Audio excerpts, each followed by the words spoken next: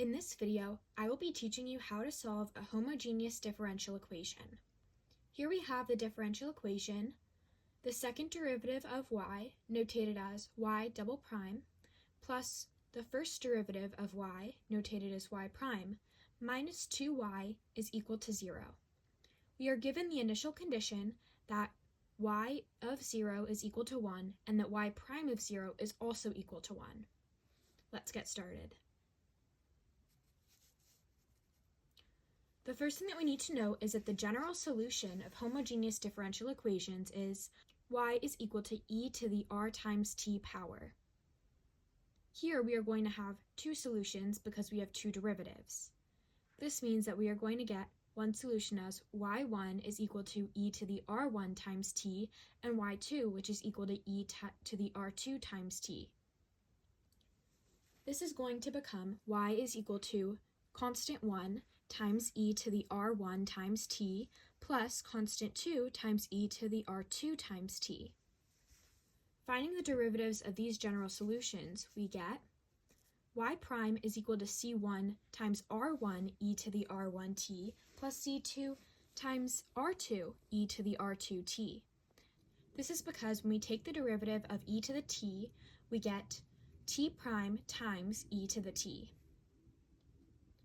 For this problem, we know that when t is equal to 0 for y prime is equal to 1. We can represent this as c1 times r1 plus c2 times r2 is equal to 1.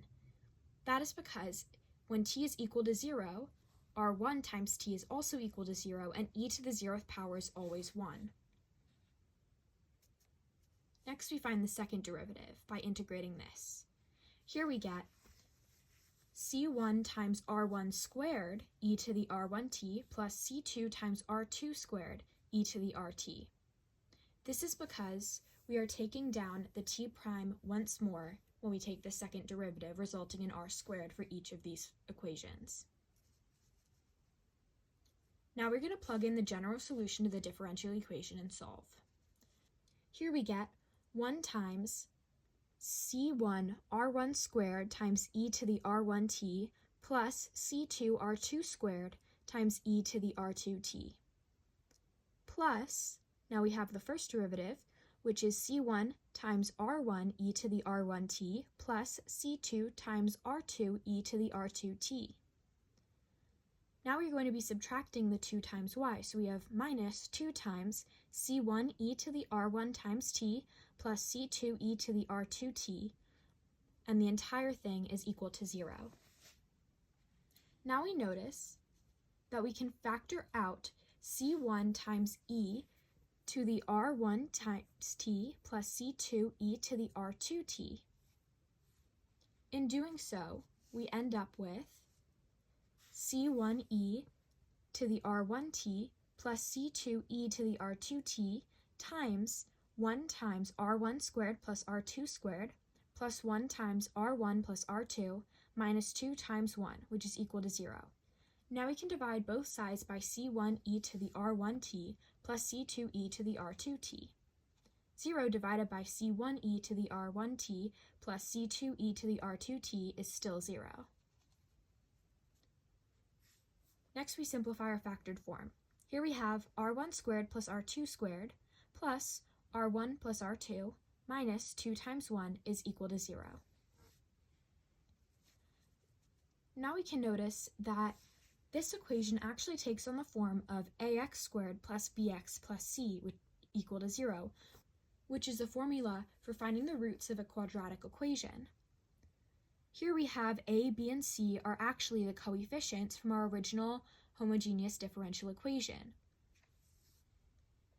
A, b, and c represent y double prime, y prime, and y, respectively.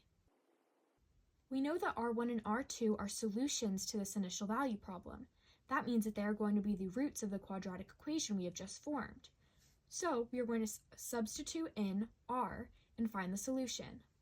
Now we have 1 times r squared plus 1 times r minus 2 is equal to 0. We can factor this to get r plus 2 times r minus 1, which is equal to 0. Using the zero product property, we find that r is equal to -2, 1. First, we're going to set r1 equal to the first solution, which is -2, and r2 equal to the second solution, which is 1. Now we're going to plug it into all of our initial value equations that we found earlier.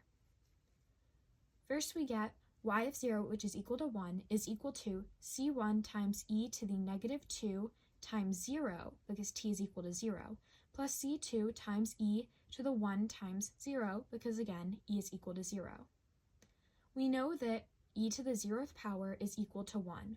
Therefore, we end up with c1 plus c2 is equal to 1. Plugging it into our first derivative initial value equation, we have y prime of 0 is equal to 1, which is equal to c1 times r1 plus c2 times r2, which is equal to -2 c1 plus c2. We know from our previous equation that we can simplify c1 plus c2 is equal to 1 into c1 is equal to 1 minus c2. Using these two equations, we can find out what c2 is equal to. Now we're going to plug in 1 minus c2 is equal to c1. So here we have -2 times 1 minus c2 plus c2 is equal to 1. This simplifies to -2 plus c2, distributing the negative, plus 2c2. This simplifies into -2 plus 3c2 is equal to 1. Adding +2 to both sides, we get 3 times c2 is equal to 3. Therefore, c2 is equal to 1. Since c2 is equal to 1, we end up with c1 is equal to 1 minus c2, which is equal to 1 minus 1, or 0. Therefore, our final equation is y is equal to 1 times e to the 1t power. This is because we know that our c1 term is going to cancel out because of that 0. Therefore, y is equal to e to the t. Here we have a graph on this on the right-hand side. As you can see, we have our initial value equation, which is 0, 1, and the slope at that point is going to be equal to 1.